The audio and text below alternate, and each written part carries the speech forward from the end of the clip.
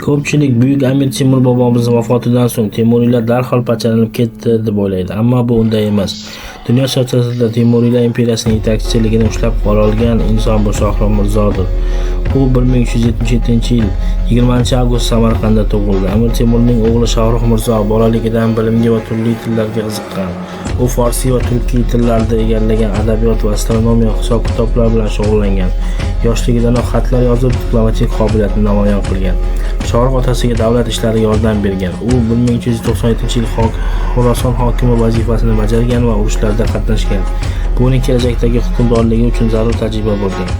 Amir Temur vafotidan so'ng Shohrux Mirzo hokimiyat uchun kurashadi. U Halil Sultonni yengib 1409-yil Samarqandni egallaydi.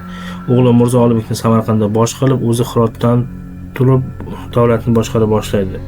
Keyin 1421-yilda Qoraqo'yinlilar bilan urush olib borgan va jangda yutib, Qoraqo'yinli vassaliga aylantirgan va bu esa uni ta'sirini yanada kuchaytirgan.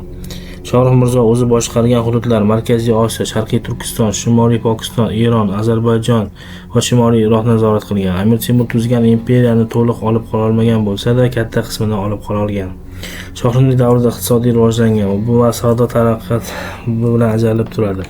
U shaharlarni rivojlantirgan, yangi qurilishlar olib borgan va qadimiy Ipak yo'lini xavfsizligini ta'minlagan. Diplomatiyada esa mamlukiylar bilan munosabatni mustahkamlab, o'z ta'sirini o'tkazgan va hatto Ka'ba po'shti Ka'ba uchun yopiladigan mato aynan Temuriylar xonadonidan jo'natilgan. Balki shu sababli Mo'in al-Haq din, ya'ni haqiqat va dinni qo'llab-quvvatlovchi deb atalgan. Usmoniylarga ham o'z ta'sirini o'tkazgan. Usmoniylar har yili sovg'alar va soliqlar olib kelgan.